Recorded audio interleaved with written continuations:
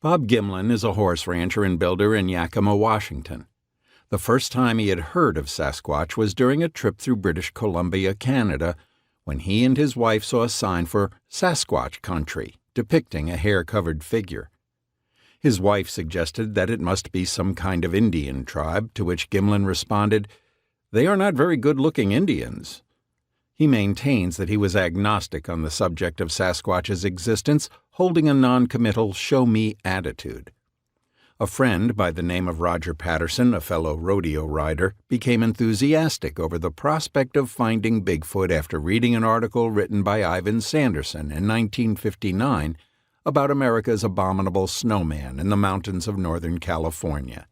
Several years later, Patterson learned from tribal elders on the Yakima Indian Reservation that these huge creatures once lived throughout the Northwest, and some believed they still roamed the more remote mountainous areas. In 1964, Patterson made a business excursion to Los Angeles and stopped in Northern California along the way to see what was behind Sanderson's article. He made several acquaintances, including Al Hodgson, proprietor of the general store in Willow Creek, taped interviews and made some plaster casts of footprints himself and showed these to Gimlin.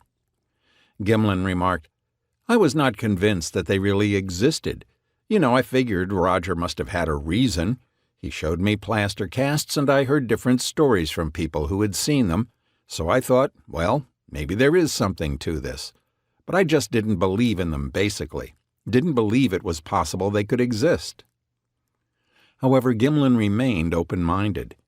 Hearing the eyewitness accounts and examining the casts, he thought there must be something there that he didn't understand.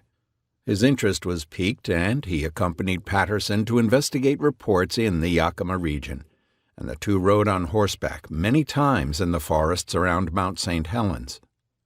Returning from one such trip, they found a message waiting for them from Al Hodgson in Willow Creek, California. Hodgson had learned from John Green about fresh tracks found along the Blue Creek Mountain Road discovered after the Labor Day weekend.